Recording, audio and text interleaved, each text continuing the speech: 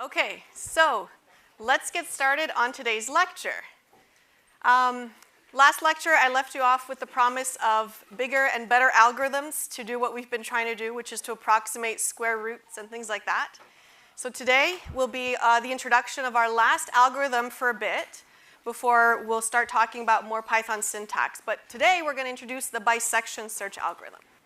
Okay, but before we get into that, let's try to remember where we left off last time. So last time we talked about floating point numbers, and then we talked about approximation algorithms, right? So the reason why we talked about floating point numbers is because we wanted to come up with an algorithm that was better than guess and check, right? Guess and check was really limiting. We were basically limited to some exhaustive number of potential solutions. But we didn't just want to have an exhaustive set to look through for a solution. We wanted to be able to actually come up with an approximation to solve our problems, right? And so we talked about floating point numbers because we said, well, instead of having, for example, integer increments when we searched for square roots of values, let's try to have smaller increments, okay? And so if we have smaller increments than an integer, well, we were starting to look at incrementing by 0.1 or 0.25 or 0.001, whatever we want. And so then, since we started talking about these floating point numbers, it was important to kind of understand what happens behind the scenes. And we saw that these floating point numbers can't actually be represented in memory directly, exactly, right? There's always, for the majority of the numbers, there's going to be some sort of rounding that happens when that number is stored in memory. And the rounding is very small. It's something like 10 to the negative 10, sorry, 2 to the negative 32, which is approximately 10 to the negative 10, which seems small, but we saw even with just a loop that added 0.1 to itself 10 times, we were already getting very surprising results, right? So the approximation method introduced the idea of, yes, we can get an approximation for the square root of a number, but we can't check for equality. We can't say, I'm going to come up with this approximation such that, this approximation squared or whatever problem we're trying to solve is exactly equal to the number we're looking for. So we had to have a little wiggle room, and that wiggle room came in the form of an epsilon, right? So we were approximating a solution by basically saying, does this solution come within plus or minus epsilon of my desired value? So we came up with a nice algorithm, the approximation algorithm, and we tested it on a bunch of different values, right? We were incrementing a small increment a little bit at a time. And for the problem where we're trying to approximate the square root of some value x, we were saying, well, I'm going to keep making these small incremental changes to my guess until I come within plus or minus epsilon of my actual value, right? The guess squared was within plus or minus epsilon of my x. And this was the nice slide that was kind of the big bang of last lecture, where we said we have to be careful about the way we write these approximation algorithms because we might overshoot our epsilon. So if this is our guess and this is a guess squared, the blue arrow increments normally, right? Whatever increment we choose. But then it's possible that at some point the guess squared comes just short of the epsilon, right? The x minus epsilon. And with the following increment, the guess squared becomes just past x plus epsilon. And so the code that we ended up writing, right, it made sense, right, when we wrote it, actually ended up giving us an infinite loop because it never stopped. We never were within that plus minus epsilon, and so we would just keep making guesses from there on out, okay? So we ended up getting an infinite loop for our program. The solution was to take a little bit of code from guess and check and said, let's add an additional little sanity check stopping condition, right? And so everything except for this box was the approximation algorithm, and we added the thing that I've boxed here as our sanity check that we grabbed from the guess and check algorithm. That basically said, if we've made a guess that is just past the reasonable a reasonable guess, we know that all the guesses from here on out will also be unreasonable. And so there's no need to keep searching, and that condition will cause us to stop our infinite loop, or our potential infinite loop. So this guess squared is less than or equal to x basically says stop when we go past the last reasonable guess. And that condition plus the regular condition from an approximation algorithm, which says I want my guess squared to be plus or minus epsilon of the actual x, those two conditions together made up my algorithm. And that's the algorithm. It's just this loop right here, this while loop with this increment. Okay? So it looks really, really simple. And so what we ended up having is these two conditions, right? So I want to be within epsilon and I want to still be making reasonable guesses to be, I want to be, outside of the bounds of epsilon and still be making reasonable guesses. That's the condition that causes me to keep making more guesses. And when either one of these becomes false, I'm going to stop making guesses. And that's what the if-else down here says. It says one of these conditions became false, either this one, I'm making unreasonable guesses now, or I've come within plus or minus epsilon. So which one is it? So here, I'm making unreasonable guesses, so I've exited the loop because I've gone too far, in which case I print I failed to find the square root. And otherwise, I've exited because I am now within plus or minus epsilon. So let me just run the code to remind ourselves what it looked like. So here we're trying to find 54,321 was this troublesome value being within plus or minus 0.01, right? Our guess squared to be plus minus 0.01 of 54,321. Our increment seemed really small, 0.0001. But when we ran it, took a couple seconds, and we made about 2.3 million guesses, and the code says we failed to find the square root, right? And we're also reporting what the last guess was and what the last guess squared was as well. So what's the solution to this, right? The solution was, well, we can make our epsilon bigger, right? So if we made our epsilon be 1, so if we wanted to be within plus or minus 1 of 54,321, yeah, that code works, right? It didn't fail. It made still about 2.3 million guesses, and it came up with this estimate. So as soon as we came with an epsilon, that boundary, we stopped the program, right? It didn't try to do better. It didn't try to get closer to x. The other solution, if we were unhappy with the fact that we failed, was to make our steps smaller. But what's the problem if we make our steps smaller? You guys remember when I run the program? Yeah, it takes longer. And can you approximate how much longer it'll take? I decreased my step size by 10. So every one step I made last run, I'm now going to take 10 steps, right? So I'm waiting basically, 15, 20 seconds here if the last run took 2 seconds to run. And now I've also doubled the number of guesses, right? Or sorry, not double, 10 times, I'm making 10 times the number of guesses. 23 million as opposed to 2.3 million. But the code didn't fail, right? It found something that's pretty close to the square root of 54,321.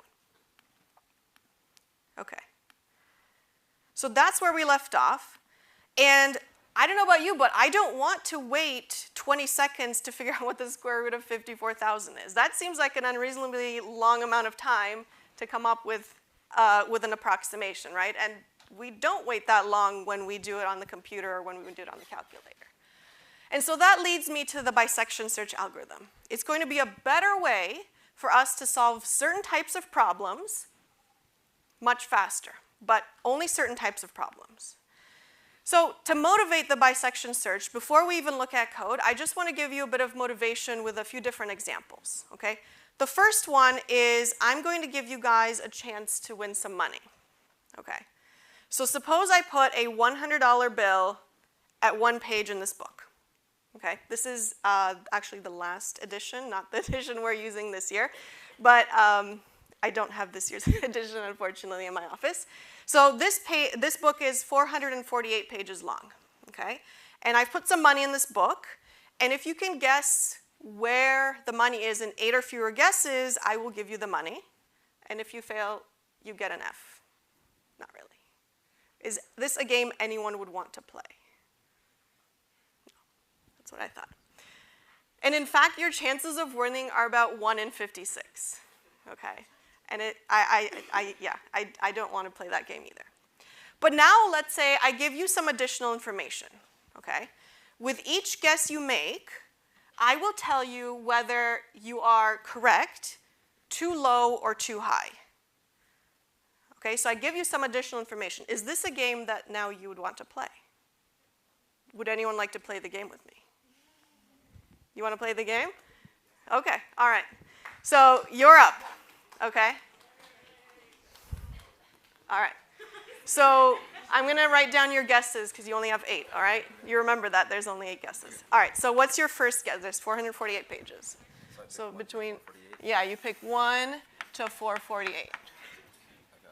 What's your first guess? 224. 224? All right, smack in the middle right there. All right, 224. Don't look. All right. I have no idea. No money. All right, so, but now I give you extra information. The guess is too high. My guess was too high. Yes, your guess was too high, so not 224. 112. 112, so you want to go here? 112. All right. That's 2 guesses now.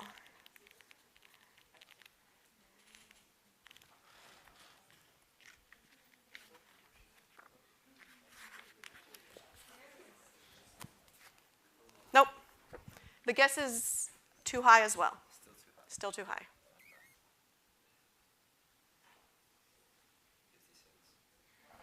56? Okay. So here somewhere. Okay. All right. 56. The guess is too high. Still too high.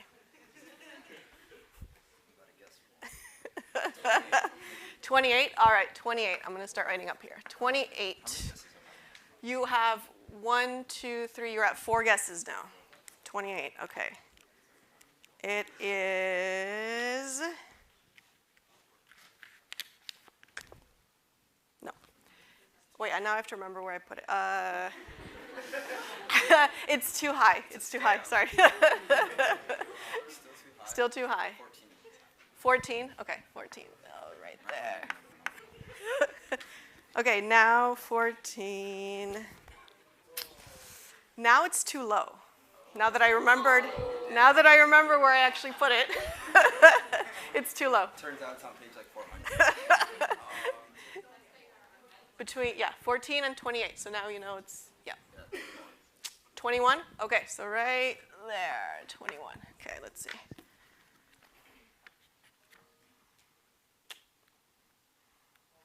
Guys, I'm shaking.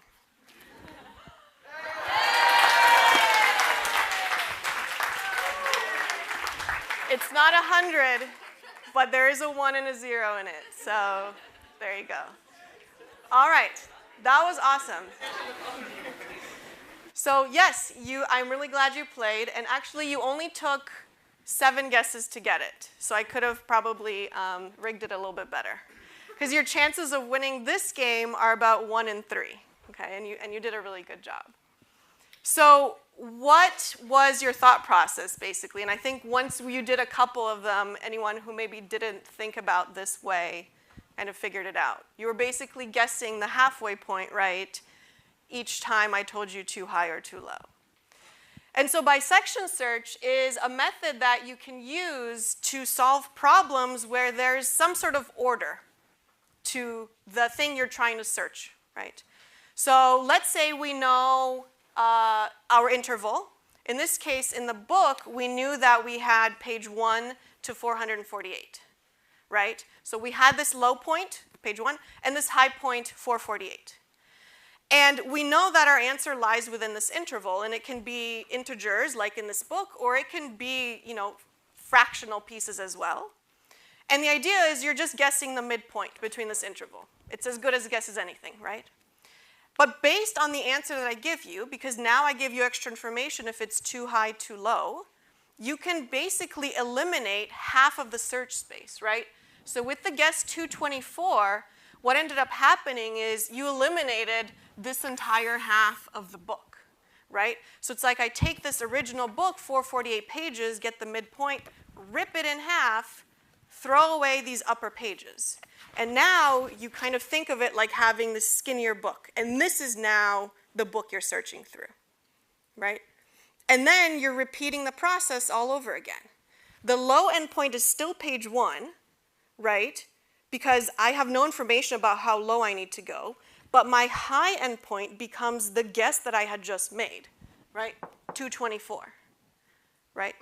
And now I make another guess, midpoint in this skinnier book. And so this should kind of trigger something in your brain about computation and things that we've learned. As soon as we're saying, I'm repeating this process, right, of now just doing the guess again with this smaller version of a book, we have a loop, right? That's something that you should be thinking about. And this loop is going to be something that just repeats the same process over and over again. Once I've eliminated this upper half of the book, now I'm looking through this lower half, midpoint. Based on the answer I give you, you can rip the book again in half where you are now, and now you're searching the skinnier version of the book, right? So we're basically cutting the number of things we need to search for in half every time we make a guess, which is really powerful, right? With guess and check or with approximation method, if we're going to do guess and check on this book, we'd be asking, is it page 1, is it page 2, is it page 3, is it page 4? And that's tedious, right? We're not eliminating half the book with each guess. We're just eliminating one page with each guess, okay? So this idea of logarithmic growth, which is what happens when you eliminate this, the search space in half with each stage, is logarithmic growth. And we'll come back to this idea again towards the last few weeks of lecture when we talk about comparing algorithms in this class. And what does it mean for one algorithm to be more efficient than another algorithm? What does it mean to run faster? Okay. So that's just something I mentioned. When we do guess and check, where we ask one page at a time, that's linear growth. Because if I give you now a book that's double the size, and just by bad luck, I put the money away at the end, if I put the money at the end in this book that's twice as big, then you're going to have to ask me twice as many questions until you get to the answer. But with logarithmic growth, if I still put the money in this book that's double the size somewhere, all you need to do is make one extra guess, not 400 extra guesses to figure out which interval it's in, right? You take from this double book, make your first guess, and all of a sudden we are at this book again. Okay. All right. So let's do another analogy just so we get kind of the sense of where this is going. So suppose that we don't just need to work with numbers, we can also work with anything that has an ordering property to it. So suppose when you came in, I asked you to sit alphabetically, right? Front left is last name A, back right is last name Z, and then I'm looking for a particular person, right? For me, the bisection search algorithm could be basically ask the person in the middle of the class, what is their last name, right? If they say what it is, and depending on what they say, right, I can basically dismiss half of the people. If their last name starts with a letter later than the one I'm looking for in the alphabet, I dismiss the upper half, and vice versa. Right? And then I have this only half of the people to search through. And I keep repeating this process until I have only one person left, and either that person is the one I'm looking for, in which case I've decreased by half the size of the class with each guess, and I have one person left to ask. It's the one I'm looking for, or that person just isn't here. So let's try to apply the same idea of bisection search to programming. And specifically, let's do the problem we've been trying to solve kind of as a common thread throughout these algorithms, figuring out the square root of a number. Not exact, actually, we're still going to be looking only for an approximation to the square root of a number. So the idea here is that our interval is, if we're trying to find the square root of x, is going to be between 0 and x. Right? So basically, I can just reuse this number line here, right? And I have my interval for the square root is 0 and x. Okay, so like that. So with approximation method, we would start at 0 and painstakingly make our way little by little. But with bisection search, we're making our initial guess to be the halfway point. Okay? Again, we're working with numbers, so the ordering property is very intuitive. We ask, at this halfway point, with this guess at the halfway point, what is the guess squared? Okay?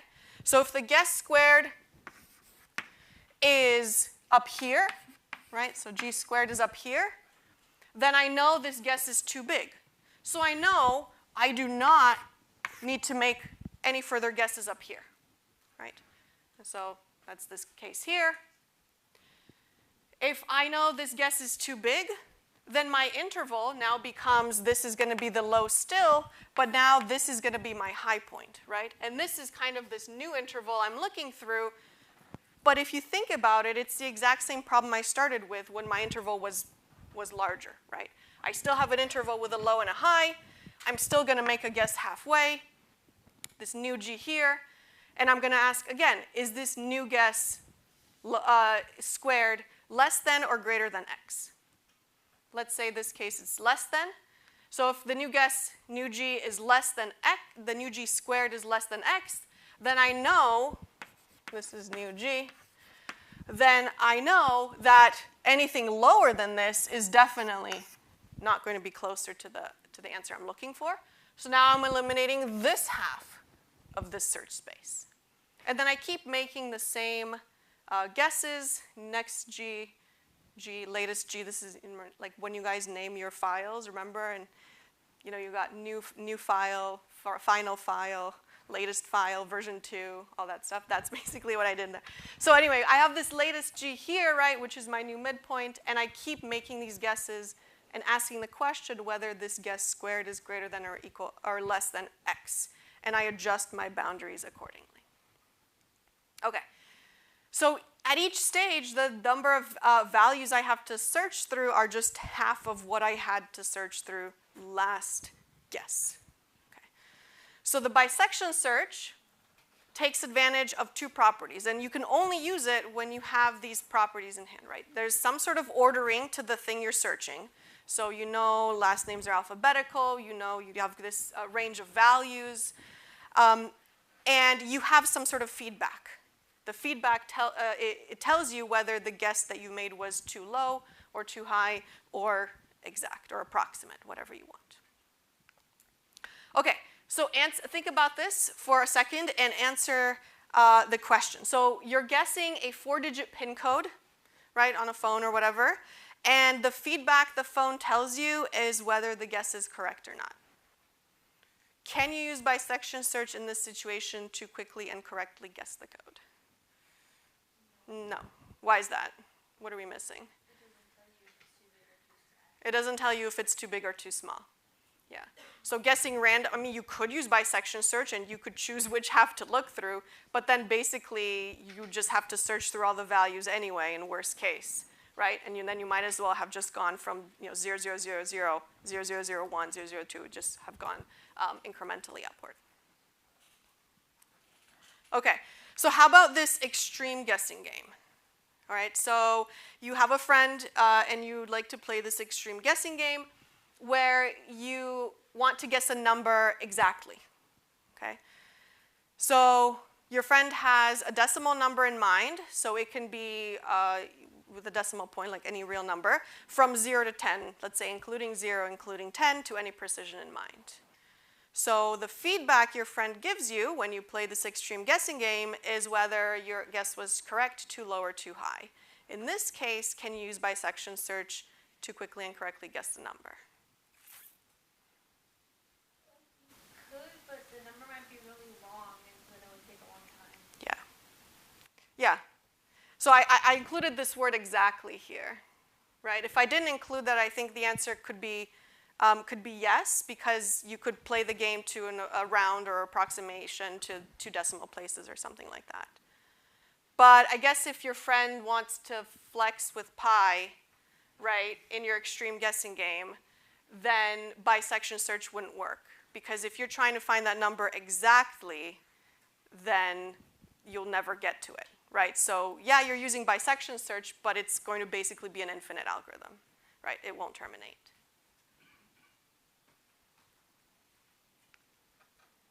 Okay, so this is the same slide I had at the beginning of lecture, just to remind ourselves what the code looks like when we use the approximation algorithm. And nothing new here. So we had the thing that basically did the work was this while loop, right? While we were still farther away from epsilon and we were still making reasonable guesses, increment our guess by 0.0001. Now let's write the code for approximating the square root of a number, but with bisection search. So we're going to follow the same kind of procedure we did here, and we're actually going to sort of write it together on the slides, and I'm going to explain sort of the thought process that goes behind each step. Okay, so the first thing we're doing is we're initializing some stuff up here. So the thing we want to find the square root of, right? Why not do the same number? That gave us trouble last time. And we still want to be within some plus or minus epsilon, again, because we do not want to be comparing floats, right? And this num guesses is going to keep track of how many guesses we've made. Basically, when we played the guessing game, how many guesses did you do to get to the money? All right. Good. And then at the bottom here, we're going to print out the number of guesses and what the guess was that brought us close to the plus or minus epsilon. Okay, so the first thing we do is we notice there was a repetition, and the while loop here is exactly the same as the while loop for the approximation method. Okay, while we're still farther than epsilon away, right? While our guess squared is plus or minus epsilon away from x. Right, so absolute value of guess squared minus x is greater or equal to epsilon. I guess because this could just be greater than. Details. Let's keep making guesses. Now the guesses we're not incrementing anything, right? This isn't the approximation method. We need to make the guesses in a smart way. Okay. So we're going to initialize some stuff for our algorithm to work, like our original endpoints. And then we're going to do some stuff inside the loop, whatever is repeated, whatever we noted, right, when we were talking about the algorithm, what did we note that gets repeated every time? Okay, let's talk about the initializations. We need to initialize our two endpoints, right? We need for the bisection search to work, we need to know what our endpoints are. So the low is going to be 0, so if we're trying to find the square root of x, we might as well make our low 0. And let's make our high point x. Our high point can be 2x, it could be 3x, whatever we want, but that's too big. We know if using algebra that definitely it won't be that big, so we can just make our high point x. And then we just kick off this algorithm with our initial guess. Is going to be the midpoint of low and high, so high plus low divided by 2. Okay, so that brings us to just before the while loop here, right here. Okay, and now we're going to repeat some stuff while we're still farther than epsilon away from our answer. So the thing that we're repeating is going to be checking if we are too low or too high, right? Like we have a guess in hand now, this midpoint here, and now with this guess in hand that kind of kicked off our algorithm, we're going to say, is this guess too low or too high? Right? That's what the algorithm needs. So that's an if-else, a little conditional here. If the guess squared is less than x, then the guess is too low. Okay? So if this guess squared brings us to somewhere here, right? Then we know this guess is too low. What do I do in this case? What does the algorithm say to do? Yes? Set high equal to guess, or is it the other way around? Other way around. Yeah, so this is too low. So I definitely don't want anything lower than here. Exactly. So we're going to set our low endpoint. If the guess is too low, let's set our low endpoint to be whatever guess we just made, because we know this is too low. Anything lower than this is definitely too low. So I don't care about these. Else, we don't need an else if, because we know the else is the other way around. else our guess was too high, right? So if the next time around we make a guess here or something like that, then we know we're too high. And then we need to set our high end point to be the guess. Is everyone okay with that so far? Okay. What remains? So I've changed one of my boundaries, either my low or my high boundary, to be whatever guess I just made. What is the next step? What does this algorithm do, or this loop do, as is? It finished doing whatever's inside, and it goes back and uses the guess and check whether the guess squared minus x is greater or equal to epsilon. Have I changed my guess inside this loop yet? No. So that's the last step that remains. Make the guess be the new midpoint using either the changed high or the changed low, right? So each time through my loop, I'm either changing my low to be the guess or changing my high to be the guess. So I'm making one of those two changes. After I've made that change, I need to find the new midpoint, right? So if I changed my low, now I need to make my new guess. And with this new guess, then I'm happy for the while loop to check it again, right? Take that guess squared, see how far away it is from x, and then it does the changing of the boundary all over again. And that's it. There's no other lines of code in here, right? So in some sense, there's a little bit of trust, right, with this loop that it does the right thing. But if you kind of do a little bit of iteration in your brain or through the Python tutor, you'll see that it actually does it correctly, right? So we can just use that same number line. And let's look at the square root, let's find approximation to the square root of 36. The epsilon, I made it 1 just because I don't want to do so many steps in the Python tutor. But you can imagine if it's smaller, it'll just give us a better approximation. So we're initializing the x, the thing we want to find the square root of, and epsilon, the low and the high. 0 and 36 in this particular case, right? Okay, stepping through, the first guess is half of 36 and 0, so 18. So here's my guess is 18. And now we kick off our while loop by saying, what is 18 squared? Oh, it's pretty big, definitely bigger than 36. So I'm going to go inside this else because my guess is too high. So my high becomes this. And this is still the low, right? I know nothing about the low end at this point. So then my guess becomes the high plus low, 0 plus 18 divided by 2, right? So that's going to be 9. So you can see my guess has updated to 9. And now I find the guess squared. What is 9 squared? Is it still farther than plus or minus 36 plus minus 1? Yes. In fact, it's still way too big.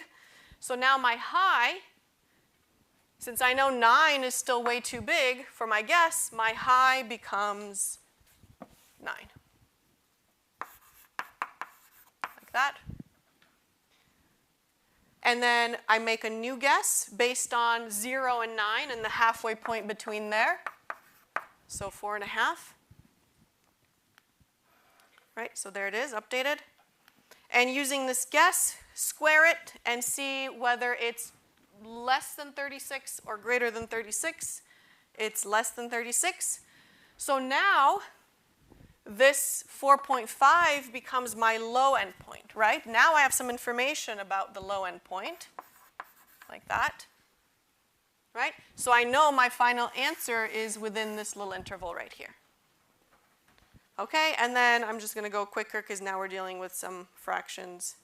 My low end point becomes 4.5, and now I get the midpoint between 4.5 and 9, and that's 675.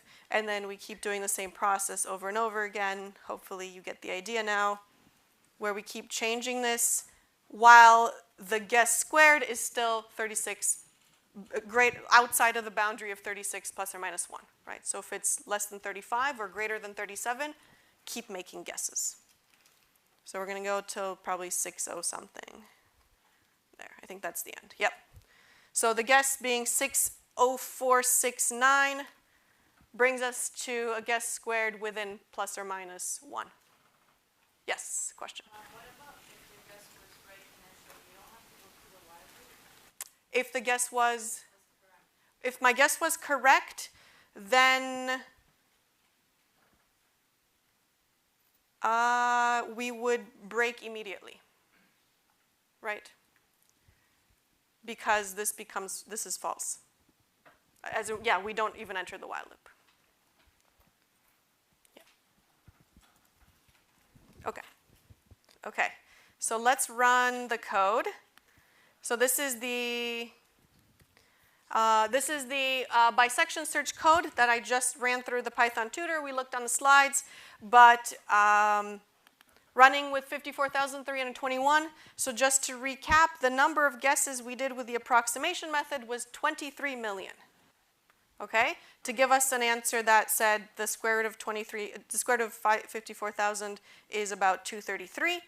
And now we run it with our bisection search, and I didn't even have to wait. That took less than a second, right? Compared to 20 seconds that we had to wait for. And it didn't fail. It gave us very similar answer. It's this 233.068 is close to the square root of 54,000. And we did 30 guesses. Dramatic pause. 23 million for the approximation method 20 seconds later versus 30 guesses less than a second later. So it's not like we went from 23 million to 5 million guesses, right? We went from the order of millions to just tens, which is really, really cool, right? That's very impressive. And that's what logarithmic growth means, right? That's the power of logarithmic growth and kind of recognizing that we can apply bisection search to these problems, right? So with approximation method, again, we're decreasing our search space by 0.0001 with each guess. But with the bisection search, we're decreasing our search space by half with each guess, right? So if we had, however many things to search for, in the book we had 400 pages to search through, right? With our first guess, we now only have 200 pages to search through. With the second guess, we only have 100 pages to search through. With the next guess, we only have 50 pages to search through. And the idea of bisection search, just that it's logarithmic, comes from the fact that we have to ask ourselves, how many guesses do we make until we have only, for example, 1 page left to search through for the money? Or how many guesses do we have to make till we are within epsilon? There's only that one, we reach the one value that gives us within epsilon, okay? And so this k many guesses means that we've divided our search space by 2 to the power of k many times, okay? And that's when we've converged on the answer. And so to converge on the answer means you've divided your search space by 2, k times, so n divided by 2 to the power k equals 1. You have reached your one answer. The money's at this page, the student is sitting there, or we have come within 0.01 of the actual answer. And so when this is true, n is equal to 2 to the k, and what we want is to kind of solve this problem in terms of n. So k is equal to log of n, and that's where the logarithmic growth comes from for this particular problem. Okay? So in terms of loops, yes, it took us k times through the while loop to figure out the answer, but in terms of the size of our search space, it took us log of n times to get to our answer. Okay. So let's look at a couple of nuances of the code we just wrote. So if we try to run the code for values between 0 and 1, what actually happens? So if we run it with, for example, what's the square root of 0.5?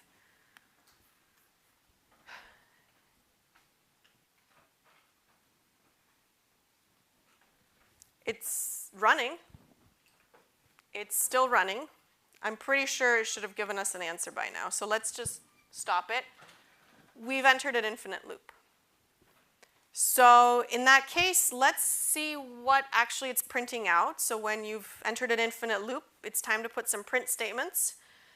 Best place to put print statements is within the loop itself and just print out some values for things.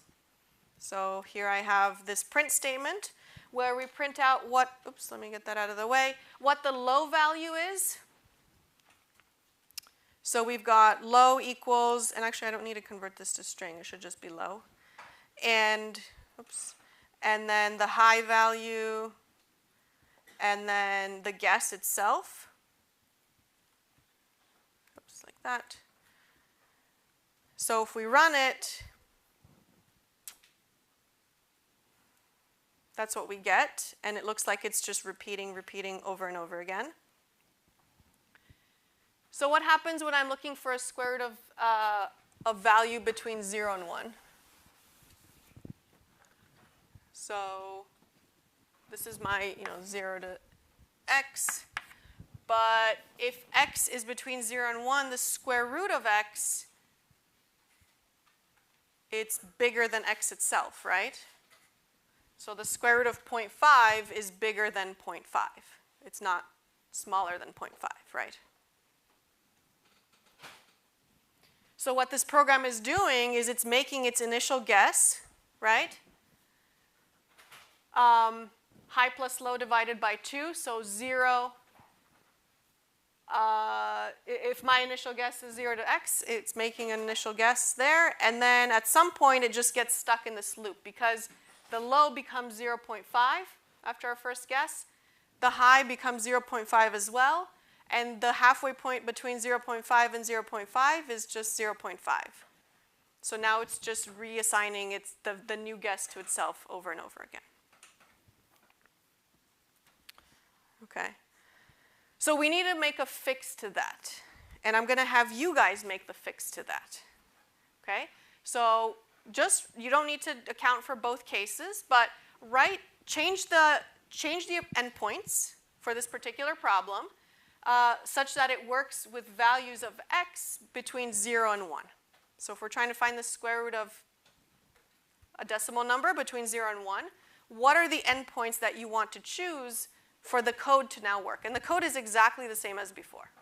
Okay, so all you need to do is choose different endpoints. Yes? Sorry, I just don't understand why it got stuck, like how the high and lows ended up being the same. Oh, okay. We can run it with the Python tutor. And so if this is 0.5, all right, so basically we've made our guess like that, right? And then we're changing our guesses. And so you can see that it's actually changing the low and the high. And it originally did the right thing, right? Like the first few guesses, it's making the changes appropriately. But then the floating point errors come into play, where at some point, this 0.4999 and this low that it keeps dividing is just going to become 0.5. And 0.5 is a power of 2, remember, as floating points are. And in this particular case, once it reaches the 0.5, then floating point errors don't come into play anymore, because that 0.5 can just be represented exactly. So I'm going to have to probably hit next for quite a few more times. But you can kind of see, right, where that's getting that 0.5 from. Does that help? Yeah, so the floating point error just causes it to skip the right number. That, and also the fact that we didn't really account, this code doesn't actually work correctly with these values. So it enters in an infinite loop because of the floating point error towards the end. And that causes us to see just 0.5, 0.5, 0.5. But if we were doing it to like infinite precision, you would start to see numbers that approach 0.5 but never quite get there. Yeah. But I think our code, the reason we saw 0.5 here is because it already ran like 100 times, 200 times, and so now we're just seeing this, the tail end of it. Yeah.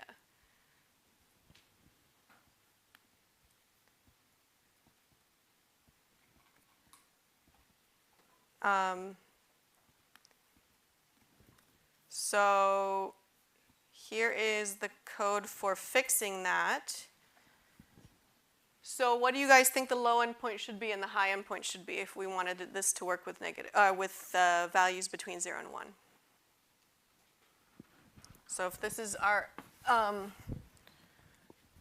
right, this is our x, and we know x is less than 1, greater than 0. The square root of x is going to be somewhere up here, right? And we know the maximum place it will be is 1. And what's the minimum place that the square root of x could be for values within this range? I heard, yeah, x. So this is the minimum value for the square root of x, and this is the maximum value for the square root of x. So all we need to do is say the low is equal to x, and the high is equal to 1. And then I think this code should work. Yep.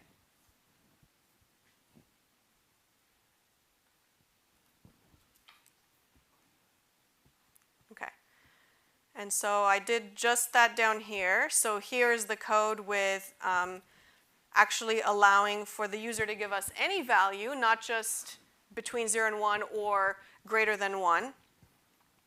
So all I did here to make the code work and be robust is add an if-else right at the beginning.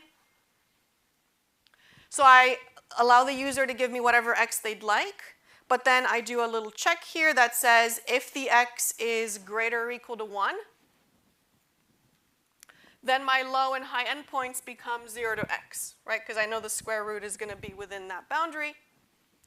But then otherwise, if the user gave me a value that's less than 1, and I guess I should do greater than 0, just in case the user gives me negative numbers, then I would choose the boundary for the low to be x and the high to be 1. So just a very simple if-else here. And otherwise, the rest of the code works just the same.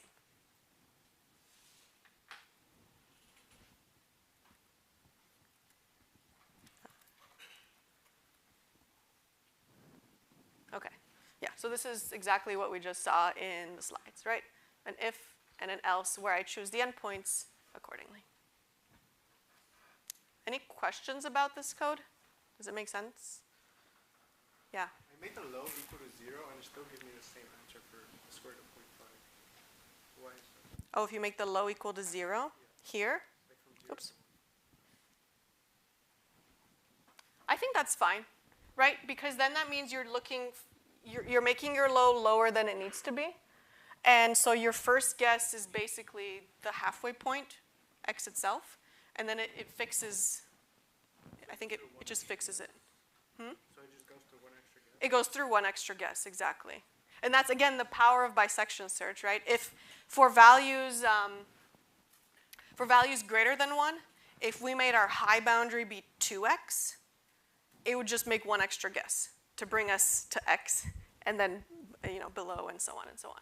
So like one extra guess is nothing to the computer, right? Yeah. Okay, so a couple observations with bisections for bisection search. So it takes a significantly less amount of time to solve problems using bisection search than it does using the approximation method. And it gives us an approximation to, in this case, the square root of a number that was just as good as the approximation method itself.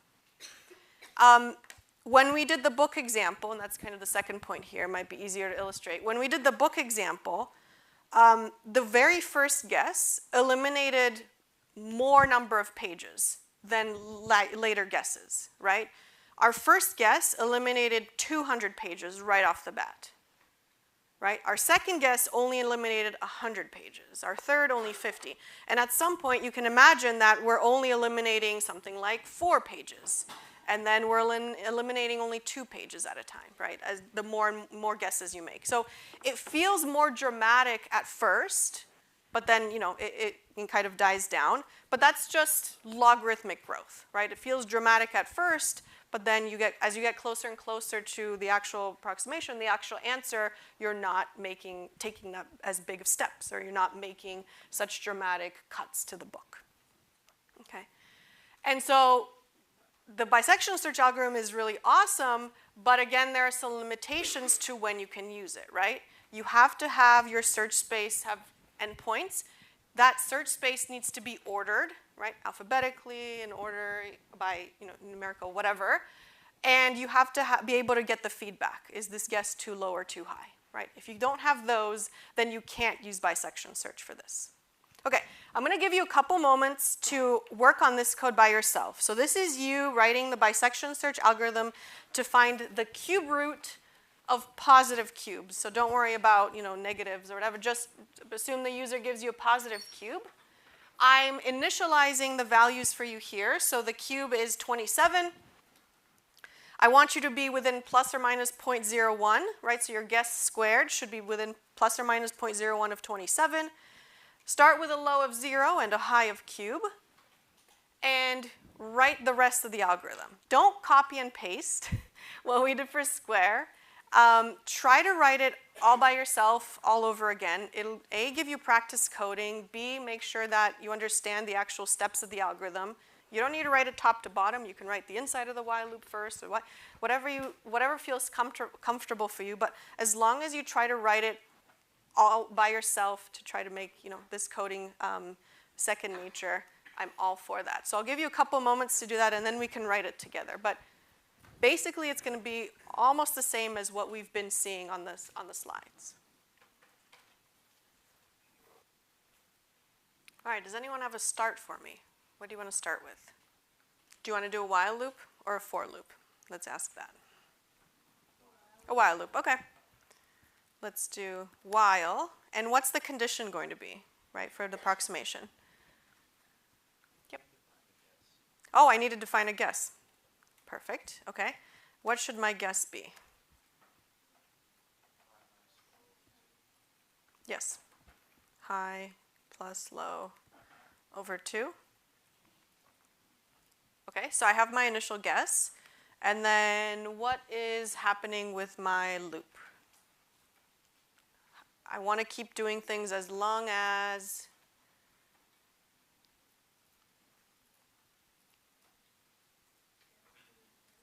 guess to the third minus cube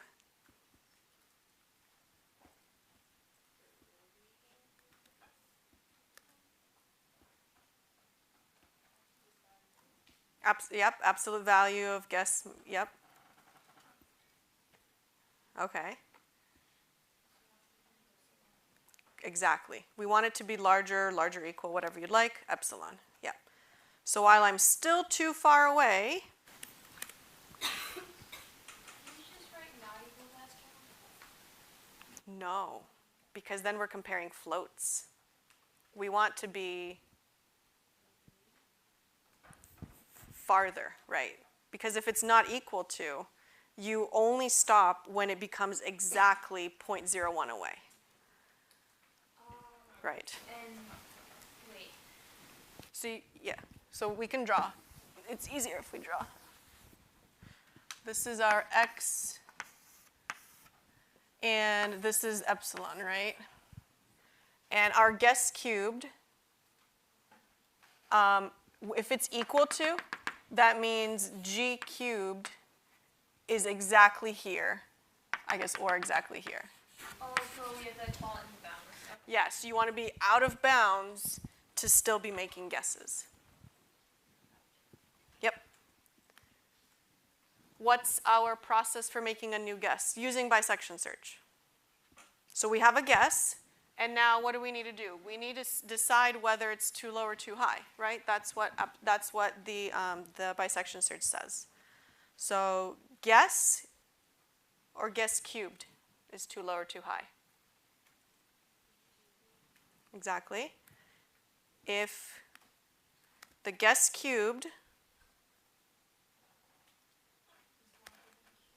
yep, larger than cube, then our guess is too high, so I can even make a note for myself here, guess too high, right?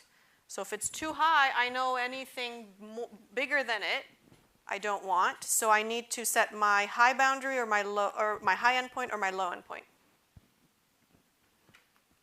Yeah, my high endpoint becomes my guess, right? I'm resetting my high to be the guess because I know that guess is too big anyway. Else, opposite, my low endpoint is my guess. Am I done? Nope. Okay, what do I need to do? I need to redefine my guess. Yep. If I don't redefine my guess, my code has an infinite loop. So my guess is exactly as before, high plus low divided by 2. And then at the end, same indentation level as the while loop, we can just print our guess. Because I know I'm going to break as soon as I become within or equal to epsilon.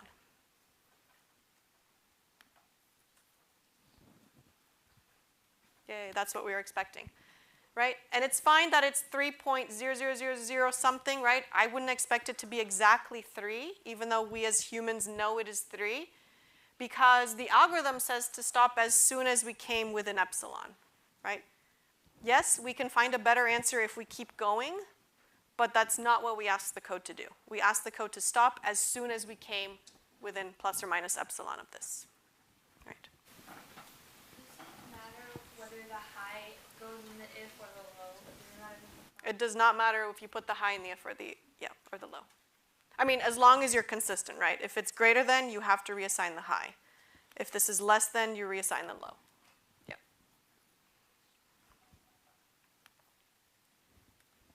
Okay.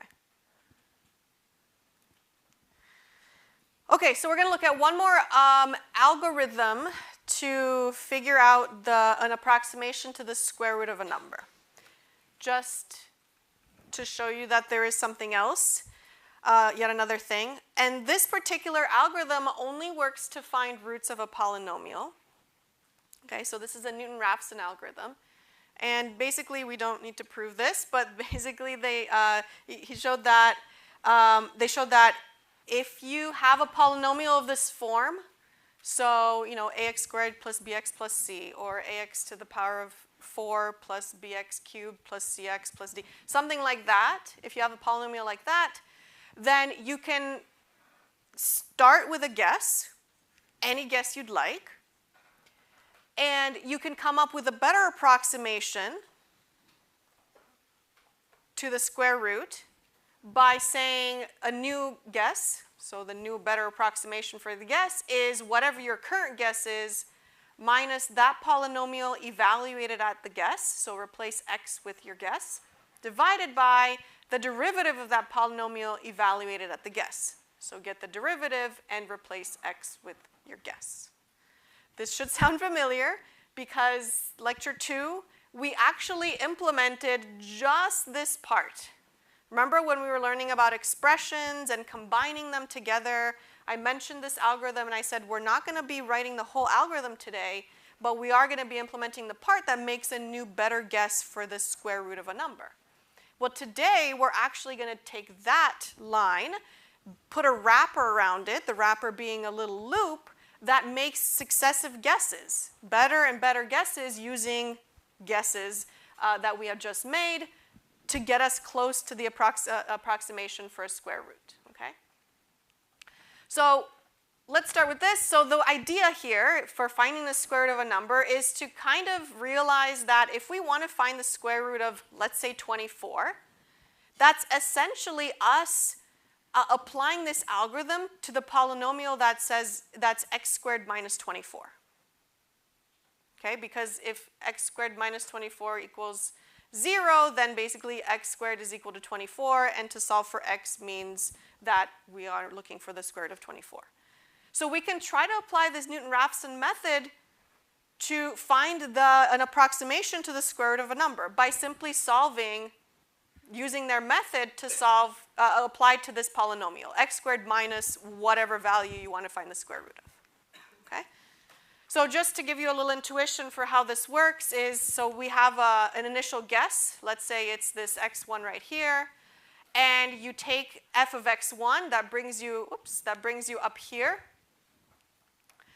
You find the derivative over here, and you follow the tangent line to the x-axis for the next guess.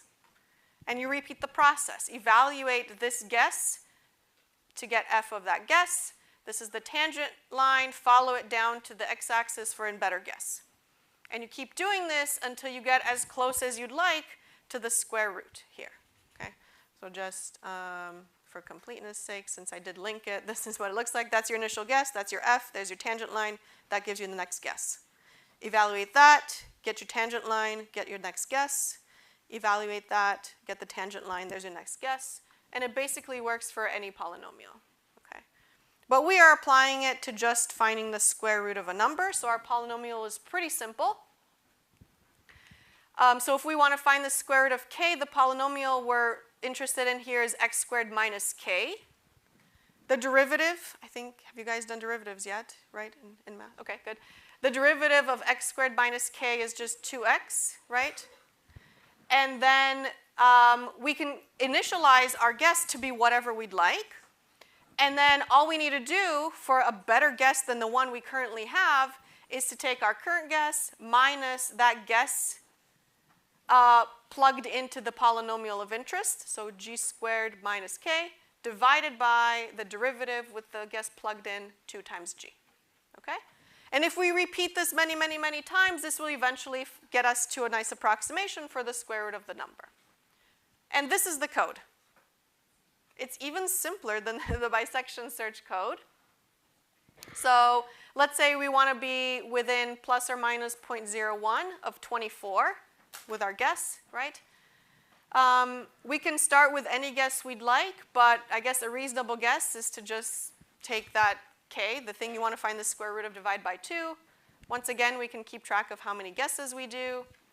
And surprise, the while loop condition for while we keep making guesses is exactly the same as what we've seen before in approximation method and in bisection search method, right? As long as we're outside this plus or minus epsilon boundary, keep making guesses because I'm not happy with my guess, right?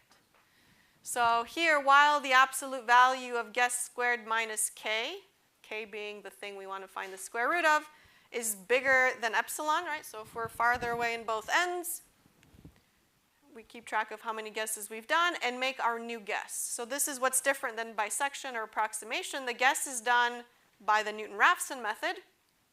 And this line right here is what we wrote in lecture 2 or 3, right?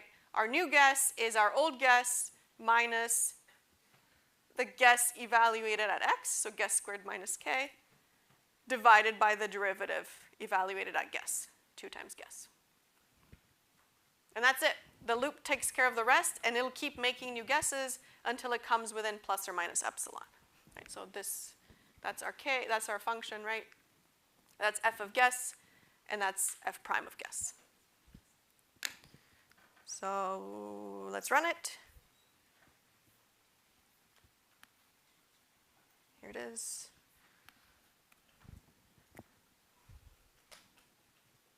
Okay, so we made 4 guesses.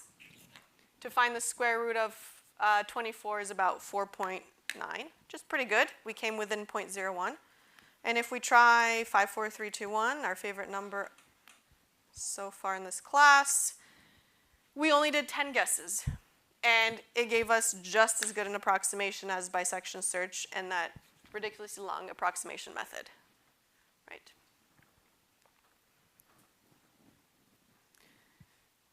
Yes? Why is the guess k over 2? It can be anything you want. We just started with something reasonable. That's a function of k. Yeah, it can be 100. It could be whatever you'd want to do. Yeah, because the algorithm will work no matter what. So that's awesome. There's less guesses, but this is a pretty limiting algorithm, right? You can only use it to find square roots of a particular value. We can't use it, apply this algorithm to finding, the person in the middle of the room, or or something like that, right? It's really specific to this particular problem. So a little wrap up before we go on to just introducing the next lecture is we talked about iteration, right? That was kind of the big thing that we added after conditionals. So finding a way to repeat certain lines of code to do something useful for us. And we looked at guess and check methods. Now, I guess I'm putting all the methods we saw under guess and check because they're kind of all guess and check, right? We're guessing a value, and we're checking whether that value is exact or within some epsilon of what we want to be, right? And all these guess and check methods have the same kind of three things associated with them. There's some sort of loop, right? There's something that you need to do over and over again. We need some way to generate the guesses, and that's where things are different between the different algorithms. And then we need some way to check that the guess is right or within some epsilon or something like that, and then a way for us to continue making guesses. So we saw exhaustive enumeration, aka the original guess and check method, where we basically had integers or some set values that we wanted to check. It was exhaustive, so we knew exactly how many values we would have to iterate over. Approximation algorithms allowed us to have smaller increments, and we were able to search for approximations to square roots or cube roots or whatever problem we were trying to solve. Bisection search, we saw, was an improvement over approximation methods, but only for problems that had an ordering property and for problems that you could figure out whether your guesses were too high or too low. If you can't have those, then you can't apply bisection search. So you're stuck with an approximation algorithm or something else. And then this Newton-Raphson was kind of the last thing we saw. It's a very specific algorithm for finding square roots of values, but still valuable in kind of showcasing this looping construct, checking for something, and then making a new guess. Okay. This is basically a summary of what I just said also. So we don't need to go over it. But are there any questions about these three algorithms? Do they make sense? Hopefully the coding practice kind of helped a little bit during the lectures. Any questions? No? Okay. So in the last 5 or so minutes, I want to introduce the motivation for the next topic we're going to talk about. Okay, so far we've basically learned how to write a bunch of code, right? We learned expressions, we learned variables, we learned conditionals, we learned loops, right? Conditionals and loops as a way to add control flow to our program. And we had this nice little toolbox of things to use to write algorithms, okay? So we actually, it is true, we have all that you need to know to write interesting algorithms, right? We wrote these interesting algorithms. But we actually haven't taught you about some important concepts in programming, and these concepts actually exist in all of the modern programming languages, okay? And these ideas are decomposition and abstraction, okay? So I'll just motivate these ideas today. We're not going to look at any code, but I'll kind of show you some sort of simpler version of decomposition and abstraction that you've already been kind of doing. And then next lecture, we'll see how we can actually implement these ideas in code. So the idea of decomposition is that you take a large program and you try to divide it into smaller parts. Each one of these parts will be self-contained, right? So they won't really interfere with each other, as in the code from one part is not going to influence the code in another part, but they can sort of talk to each other. They can send values to each other back and forth, okay? So if you take one large spaghetti code program and you try to divide it into these nice self-contained parts, you can have each one of these parts solve a different part, a different portion of your large program. And in the end, they can kind of come together to solve the larger program. Okay, that's the idea of decomposition. And the idea of abstraction is once you write these self-contained parts one time, right, and you've done the work, you've done the thought process, you've thought about how to write them in an efficient way, nobody else needs to know exactly how you implemented them. You want to abstract away all the details that went into figuring out how to solve that problem into just some text or some interface that allows you to say, hey, I solved this problem. All you need to do is give me this input and this input and this input, and my code will solve your problem and give you this output back, right? Kind of like if you're working in a group project, every one of you, right, goes and does your own part. I don't care if you use, the internet or the library to solve your part. All I care is that we all come back together and we put our results together, right? And so that's the idea of abstraction. There's some unnecessary details that might be in some code. I don't care about those details, how you solved your problem. I just care that you solved the problem. So tell me how I can interact with you. So this is sort of very, very low level, I guess, in some ways that we've already been employing the ideas of decomposition and abstraction. Okay? So decomposition is the idea that you can write smaller pieces of code that are kind of self-contained. Okay? So if I gave you this, I kind of talked about spaghetti code. This is kind of like a simpler version of spaghetti code. If I gave you this line of code, it's a little bit messy, right? I've got some value here that I know is going to be important, right? Especially if I define it to some large number of decimal places. I've got these two values here that I'm copying over, basically. This is not great coding style, right? It's not great coding practice.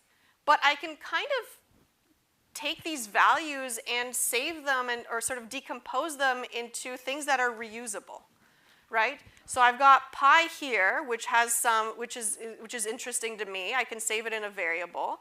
I've got r here, right, 2.2. I'm saving it as a variable named r that I know I'm going to use in many places. So instead of copying and pasting 2.2 here and here, right, I might make a mistake if I type it out. I just use the variable.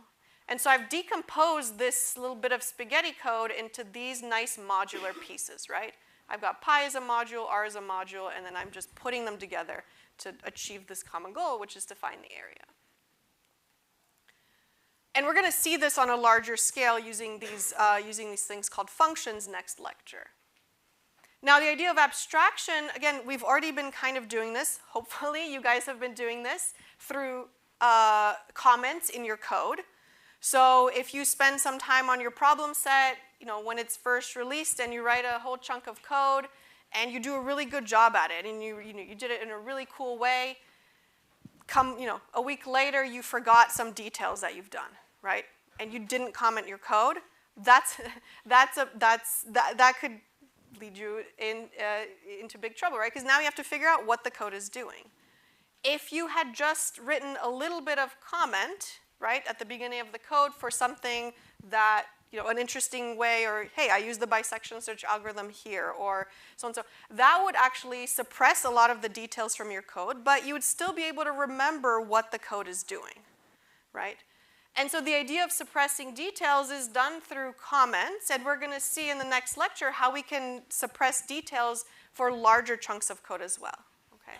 So that's the idea of abstraction here. So the big idea that we're going to look through in the next lecture is to stop writing large chunks of code where we copy and paste things that do the same thing over and over again, because that could lead to errors being introduced, right? You change it in one place, you forget to change it in another place. We're going to see how we can write these little modules called functions that you write only once, you debug only once, and then you can use them over and over and over again in your code with different inputs to give you different outputs, okay? So the idea here is we want to create code that's easy to modify, right? Easy to maintain, and easy to understand. So if you come back to it a week from now, a year from now, you'll still be able to know what that code is doing, okay? So that's the motivation for next lecture. We'll start with a little real-life example, and then we'll dive right into functions. All right.